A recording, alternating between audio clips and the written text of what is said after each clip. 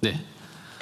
금융안정만 보고 드리겠습니다. 국내 금융시장 동향입니다. 주식시장의 경우 코스피는 글로벌 AI 반도체 모멘텀, 5월 수출 실적 호조 등으로 상승 추세가 지속되며 어제 같은 경우 8,788포인트로 또 역대 최고치를 경신하면서 마감을 했습니다. 이러한 상승세에 힘입어 두 번째 작은 글씨에서 보시면 우리나라가 글로벌 증시에서 시가총액 1조 달러 이상 기업을 2개 이상 보유한 미국 빼고는 유일한 국가가 되었습니다.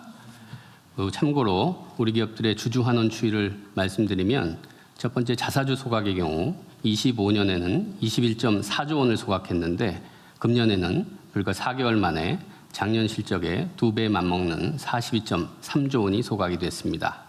두 번째로 현금 배당액의 경우 24년 회계연도에는 47.9조 원이었는데 25년 회계연도에는 56조 원으로 17%가 증가되었습니다. 박스에서 보시는 국민참여형 국민성장펀드는 출시 5일 만에 전체 물량 6천억 원이 완판이 되었습니다. 서민 가입자 비중은 우선 배정 물량을 크게 상회하는 인원 기준으로는 39%, 금액 기준으로는 35% 수준으로 판매가 되었습니다. 이 조기 완판에 따른 추가 출시 요구들이 굉장히 많으셔서요. 저희들이 하반기 2차 출시를 준비해서 신속히 추진하도록 하겠습니다. 채권 같은 경우 금리는 글로벌 중앙은행 기준금리 인상 경계감이 부각되면서 상승세를 보이고 있습니다. 금융부문 대응 현황입니다. 민생 실물경제 지원을 위한 정책금융 지원 프로그램 9조 원이 집행되었으며 은행권 중심으로 피해기업 대상 30.3조 원이 지원되었습니다. 세 번째 동그라미 보시면 장기 과잉 채권 추심으로부터 취약 채무자를 보호하기 위해 매입 채권 추심업 제도를 종전의 등록제에서 허가제로 강화하는 방안을 지난주 포용적 금융 대전환 회의를 통해서 발표했습니다.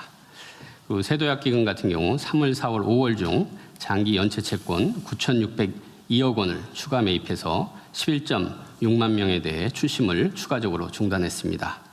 작년 10월 출범한 이후에 지금 누적적으로 장기 연체 채권 9.1조 원, 75만 명분이 지금 매입이 완료가 되었습니다. 생산적 금융의 경우 무늬만 생산적 금융이 되지 않도록 금융권과 함께 실적 팩트북을 공개한다든지 조직인력 확충 및 KPI에 반영한다든지 내재와 체계화 노력을 지속하겠습니다. 금융시스템 안정을 위한 채권 자금시장 안정 프로그램 6.4조 원 원활히 집행되고 있습니다. 이상 보고 마치겠습니다. 네, 수고하셨고요. 여기 써져 있긴 한데 장기 연체 채무 청산하는 거 그거는 어쨌든 최대한 강력하게 지속적으로 해야 됩니다. 네. 그런데 이게 지금 각 금융기관들이나 뭐 추심업체 그다음에 뭐 대부업체 이렇게 지금 막 팔려가지고 가지고 있는 건 막 10몇 년씩 20몇 년씩 된 거 많잖아요. 네. 그거 어떻게 처리합니까? 네, 그거를 이미 매각된 거. 7년 이상 5천만 원 이하는 저희들이 다 뽑아봤습니다. 네. 그래서 얼마씩 갖고 있는지를 다 그 업권별로 파악을 했고요. 그래서 업권별이랑 하고 있는데 지금 사실 제일 진도가 안 나가는 범위 대부업체입니다. 말씀하신 대로 원래 채권자가 아니라 몇 번 걸쳐서 마지막 단계로 간 건데 여긴 자기들이 그걸 돈 주고 샀다 그러기 때문에 가격이라든지 이런 부분에 있어서 지금 잘 안 되는데 그게 시장에서 거래되는 금액이 지금 이제 마지막 단계 대부업체까지 간 경우에는 대개 원금의 1, 2% 선 아니에요? 실제 거래되는 그 가격이? 근데 이게 한 건 한 건이 아니라 한 건이 그러니까 묶어서 전체로. 네, 묶어서 하다 보면 저희들이 이제 이번에 7년 이상 장기 연체 채권 5%로 매입을 해주는 거거든요. 5%로. 5%면 상당히 꽤 비싸게 싸준 건데, 근데 지금 대부업체들이 가 있는 거는 되게 막 10년, 20년씩 막 넘은 거잖아요. 전에 넘겨난 거. 그걸 계속 연장을 해가지고 지금 이렇게 추심을 하고 있는데, 지금 이거 20년 뭐 심지어 한 30년 가까이 된 것도 있을 텐데, 그거 뭐 그렇게 괴롭혔는데도 못 갚고 있는 사람들이 신용불량 감소하면서 못 갚는 사람들이 지금 갚을 가능성이 거의 없잖아요. 그러니까 이제 원금의 1%, 2%로 거래되는 건데, 그거를 그 사람들도 살 때 싸게 샀는데 약간만 더 비싸게 주고 정부가 매입하려고 했는데 안 판다 그 말이에요? 네, 네. 그리고 지금 제일 중요한 게 상위 한 30개가 대부분을 차지하고 있는데 거기 15개는 저희들이 이제 참여하기로 해서 거기는 됐는데 나머지 15개 이 부분 같은 경우는 저희들이 다양한 방식을 통해서 더 그게 수십조 원 될 텐데요. 지금 저희들이 이제 16.4조 원이었기 때문에 16.4조 원이라서 아마 대부업권은 한 4점 몇 조 원 정도 제일 많습니다. 전에 내가 알기로는 뭐 그게 장기 연체 채권액이 원금 기준으로 한 5, 60조 원 된다 그랬는데 많이 정리된 모양이죠. 네, 네. 예. 하여튼 이게 그 중에는 뭐 아주 능력 되는데 안 갚는 사람이 혹여 있을지 몰라도 그건 극히 소수고 말씀하신 7년 이상 정도 되면 말씀하신 대로 사실상 상환 능력이 없는 거죠. 네, 떨어진 분들이 대부분. 이게 일부에서 무슨 그러면 뭐저 빚 갚고 버티면은 면제 준다는데 한번 견뎌보자 이런 도덕적 개의 얘기도 하던데 취직도 못하고 계좌도 개설을 못하고 경제 활동을 못하는 걸 수년간 하면서 돈 있으면서 버티는 거 불가능합니다. 그 대통령께서 말씀 주셔갖고 지금 특히 이제 은행권이라든지 제도권 금융 같은 경우는 5년 이상 특수 채권 같은 경우는 자기들이 이 7년이 안 됐는데도 소각하는 그런 움직임들도 있고요. 좀 분위기들이 조금 바뀌고 있습니다. 그러면은 저기 금융위 소관인지 아닌지 모르겠는데, 그러니까 이게 제가 그 하나 가지고 있는데 며칠 전에 그 기사를 보니까 일가족이 뭐 자살했다면서요. 근데 그 유서에다가 빚 때문에 죽는다 그랬다면서. 빚 때문에 죽을 정도면 사실 빚 못 갚을 사람이거든요. 가족들 끌어안고 죽을 정도면. 그러면 예를 들면 그런 거는 사실 그 파산 면책을 해줘야 되잖아요. 그리고 그런 정도면 사실 법원에 신청만 하면 다 파산 면책을 해주잖아요. 네. 근데 이 사람이 몰랐을 가능성이 많죠. 근데 착하게 내가 빚을 졌으니까 죽을 때까지 갚아야지. 근데 도저히 못 갚겠다. 차라리 죽자 이래 죽어버린 거 아닙니까? 그 자기 혼자만 죽은 게 아니라 일가족 끌어안고 같이 죽은 거잖아요, 지금. 근데 이게 제도적으로는 사실 그런 경우에 파산 신청을 하든지 뭘 하면 채무 조정을 신청하든지 하면 다 정리해 줄 수도 있는데 죽을 지경이면 안 해줄 리가 없잖아요. 진짜 그야말로 죽을 지경이면. 근데 그 방치돼 있다는 얘기잖아요. 근데 지금 각 부처 중에서 이 문제 담당이 어디입니까?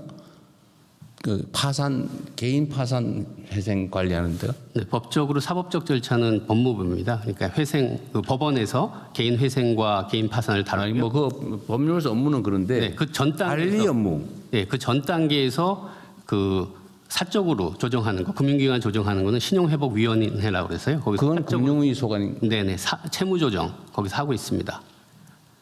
그래서 거기도 매년 한 10만 명, 20만 명씩 하고 있고요. 개인 회생. 그건 금융기관이 채권자인 경우에만. 네. 예를 들면 개인한테 빚을 진 경우도 법원 내에서 파산하면 면책까지 해주잖아요, 대부분. 그렇습니다. 네. 진짜 능력이 없는 게 증명이 되면 있는 거 다 정리하고.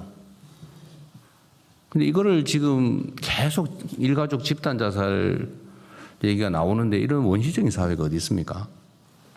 이거는 뭐 특별한 뭐 기구를 만들든지 뭐 조사를 하든지 해서라도 이거 좀 찾아내야 되는 거 아니에요? 빚쟁이 빚 때문에 죽는다 이런 소리는 안 나오게. 왜 죽습니까? 죽기는.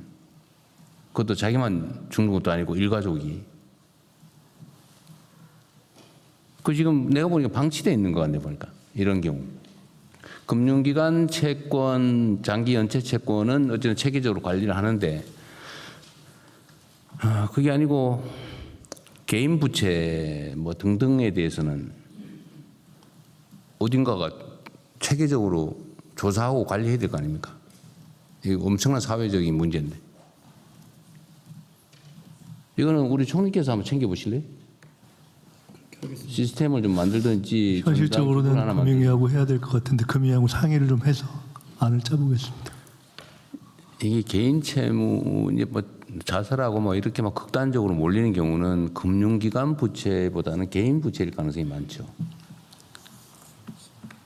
그래서 이제 보통 보면 그 신용회복위원회에 오면 신용회복위원회에서 봐갖고 여기서 할 수 있으면 여기서 하고 그게 이제 말씀하시는 개인 채무라든지 저쪽으로 가는 게 더 효과적이다 싶으면은 저쪽으로 연계를 좀 하고 있습니다. 그리고 이게 실제로 지금 총리께서 맡고 계신 그 자살 연구한 돼 있죠. 네, 자살 문제와도 관련이 있는데 사실 이런 유행이 많거든요. 자살하는 이유가 여러 가지가 있는데 그 중에 빚쟁이 얘기가 상당히 많아 우리 사회에는. 그렇습니다. 너무 가혹해서 그러거든요 이게. 세상에 어느 나라에서 빚 때문에 죽는다 그럽니까? 그 법원에 신청해서 탕감하면 되는데 면책하고 파산하고 면책하면 되잖아요. 근데 이걸 매우 부도덕한 행위로 나쁜 행위로 자 공격하고 뭐 부도덕하다 그러고 하니까 그냥 끙끙거리다가 죽어버리는 거예요. 이게 비정상이라니까요.